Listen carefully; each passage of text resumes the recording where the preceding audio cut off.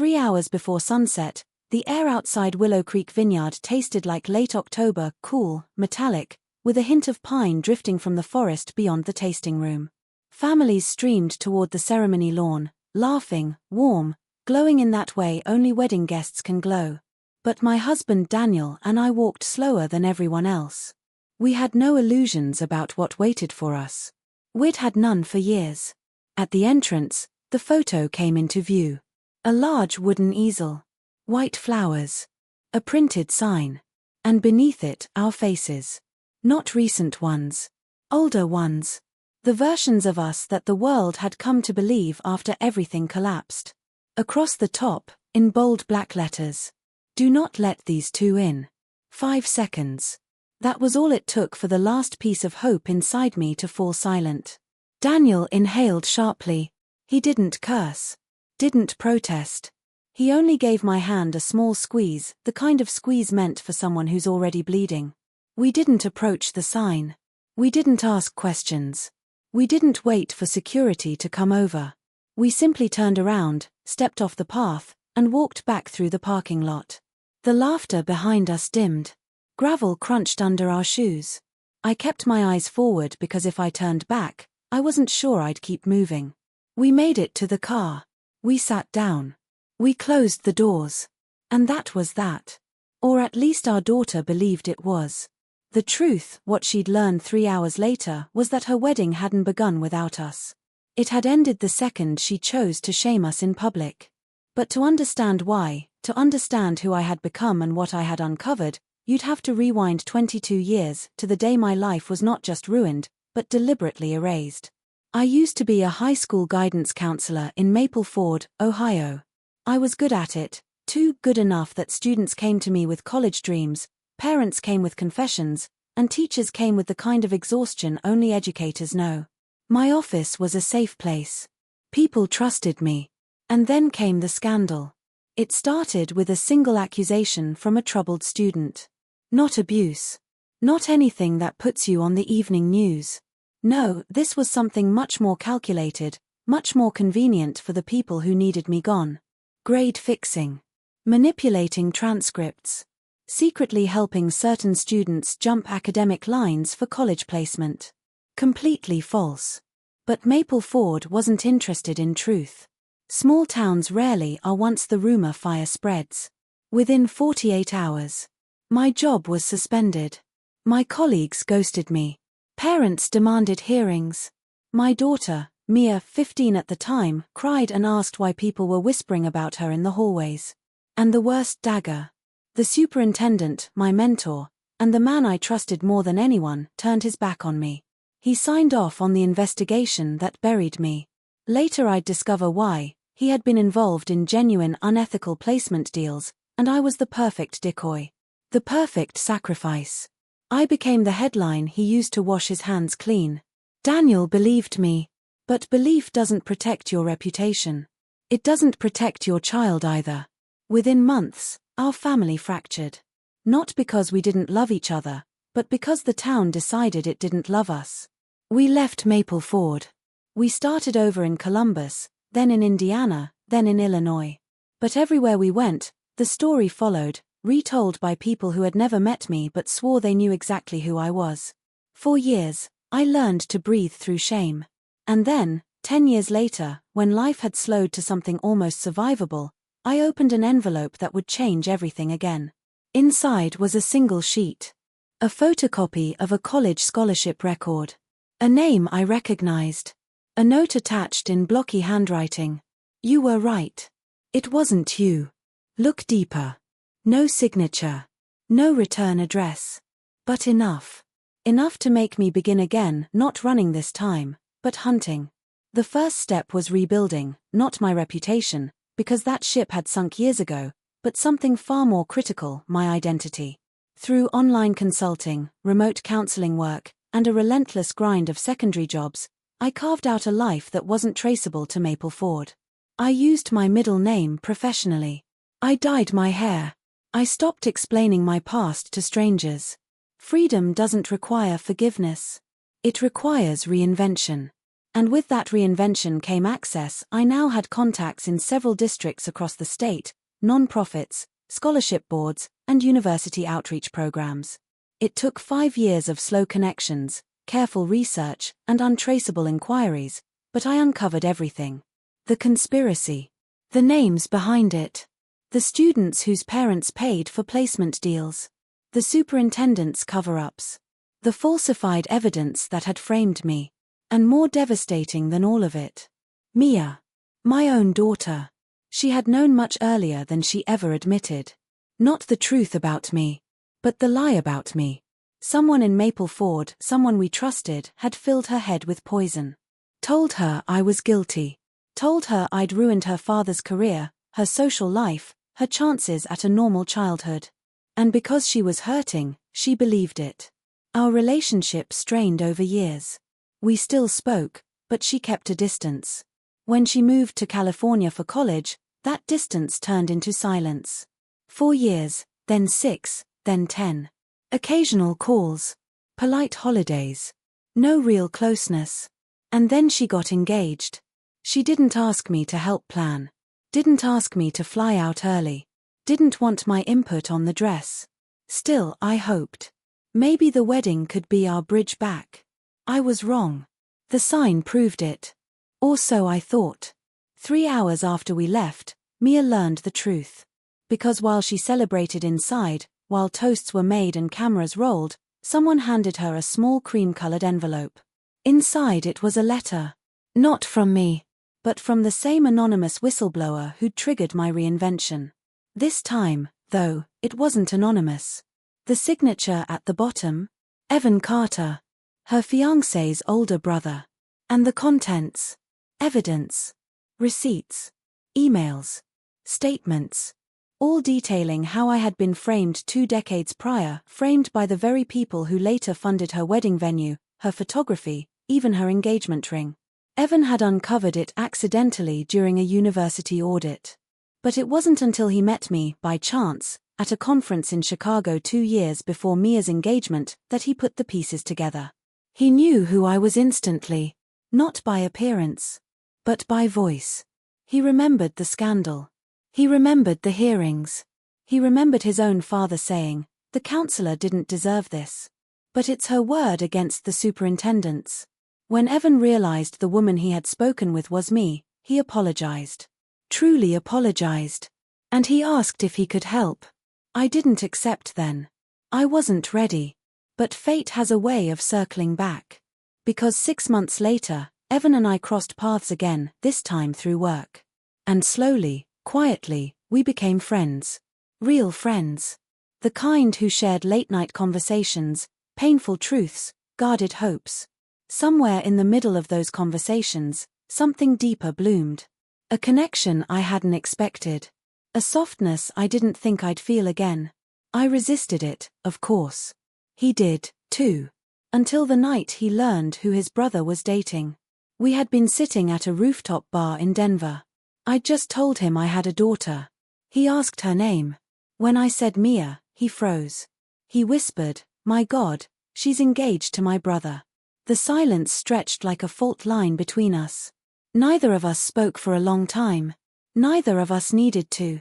That night, for the first time, we didn't sit close. Didn't laugh. Didn't exchange lingering looks. And neither of us tried again. Because the truth was too complicated. Too painful. Too dangerous. For me. For him. For Mia. Over the next year, Evan gathered everything: documents, recordings, statements, sealed files. Not for revenge. Not for destruction. For truth. He wanted Mia to know the mother she had lost. He wanted her to know the truth had never left her side, it had only been buried by people who wanted it dead. Mia received that truth on her wedding day. And her world cracked open. According to later accounts, she didn't react loudly. Didn't scream. Didn't announce anything. She simply excused herself from the reception, stepped into a hallway near the catering room, and started reading through the pages. One by one. Line by line. Lie by lie. The superintendent's confession letter. The school board's hush money settlements. The email drafts between Mapleford officials discussing making an example of me. The proof that my alleged grade. The superintendent's confession letter. The school board's hush money settlements. The email drafts between Mapleford officials discussing making an example of me. The proof that my alleged grade fixing was actually the superintendent changing transcripts and pinning them on staff he found inconvenient. Mia's hands shook so violently that she dropped the papers twice. Then, somewhere between the third and fourth page, she found the photo of me that had been used to smear my name. A photo taken without my consent. A photo altered to imply wrongdoing that never existed. And beneath that photo, a timestamp showing it had been taken on a day when I wasn't even in the building. Her breathing collapsed. Her stomach turned. Her memories fell apart.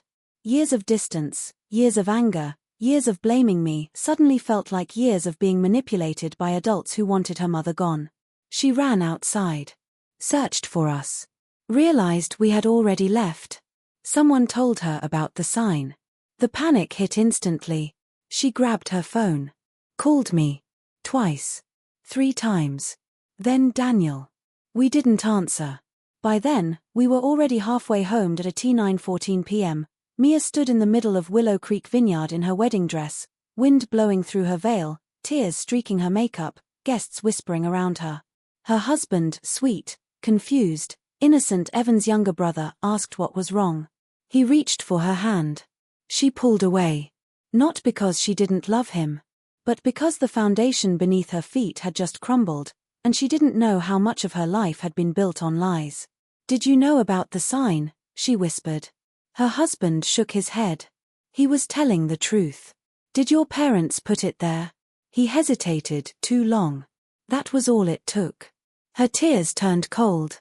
Because the truth wasn't that her wedding ended when she read the documents.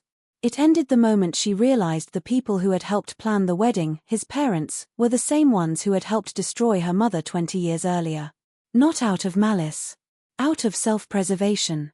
They were one of the families who had paid the superintendent for placement favors.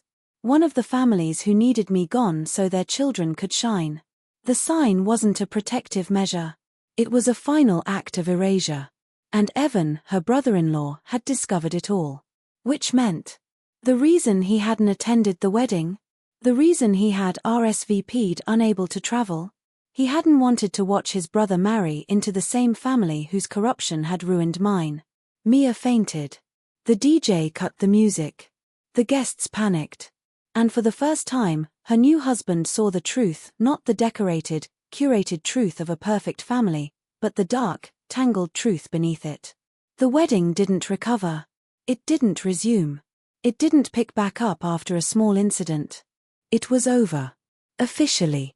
Irreversibly. Tragically. Mia came to see us the next morning. She showed up at our door in jeans, a hoodie, and the kind of swollen eyes only a night of revelations can produce. Daniel opened the door first. She didn't speak. Just threw her arms around him and sobbed into his chest. When I stepped into the living room, she ran to me. "Mom," she cried. "I am so sorry. I was wrong. About everything. I was a kid and I believed them and I shouldn't have. Mom, please. Please don't hate me. I didn't hate her. I never had. Hurt. Yes. Heartbroken. 4 years. But hatred. No." We sat for hours. She told us everything.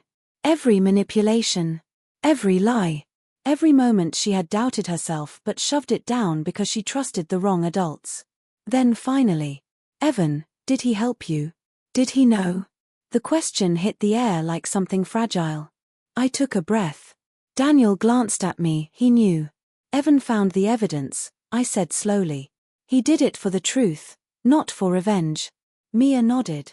"He told me he admired you. Even before he learned who you were." I froze. "How do you know that?" "Because," she said quietly, "he wrote it in the letter." And then a strange silence fell. A silence full of things neither of us wanted to say. Because Mia wasn't stupid. She saw the way my voice softened when I said Evan's name. She heard the way Daniel stayed quiet. She felt the shift in the air. "You love him," she whispered. It wasn't a question. I didn't answer. She didn't push. We just held each other again. Mia filed for annulment. Not because she didn't love her husband, but because the truth fractured their families in ways that made staying married impossible. To her surprise, he supported it. He had been lied to, too. Manipulated, too. He didn't hate her. He didn't resent her. But he couldn't be part of a legacy of corruption either. Within weeks, the documents Evan uncovered were submitted to the state board.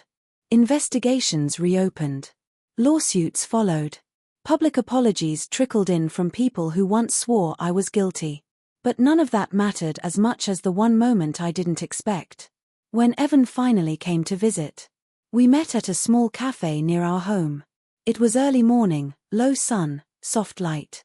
When he walked through the door, our eyes met in a way that felt both brand new and deeply familiar. I stood. He smiled, nervous, warm, real. I wanted to see you, he said softly. I know. You're not angry that I showed Mia the truth on her wedding day? I shook my head. She deserved the truth. Even if it cost her everything. He exhaled. His shoulders dropped. Then slowly, carefully, he reached for my hand. I still care about you, he murmured. I know, I whispered. I still care about you, too. But Mia. She wants you in my life, I said. She wants us both to move forward. He blinked once, twice, processing the impossible. And what do you want? He asked. This time, I didn't hesitate. Peace, I said. Truth. And, maybe, finally, someone who sees me for who I really am. His thumb brushed the back of my hand. I've always seen you. We didn't rush. We didn't leap. We didn't pretend love could erase 2 decades of pain. Instead, we rebuilt. Slowly. Tenderly. Intentionally. Not a love born out of rescue, but one born out of recognition. The kind where 2 people who have survived very different storms can sit quietly together and feel safe for the first time in years. Mia supported us. Daniel supported us. Even her ex-husband, in time, understood. And so, after everything, the lies, the betrayals, the ruined reputation, the years of rebuilding, the wedding that ended before it began, I didn't choose revenge. I chose truth. I chose healing. I chose love. Not the explosive, cinematic kind America is used to seeing, but the kind that grows from scars. The kind that doesn't ask you to forget the past only to stop letting it hold your future hostage.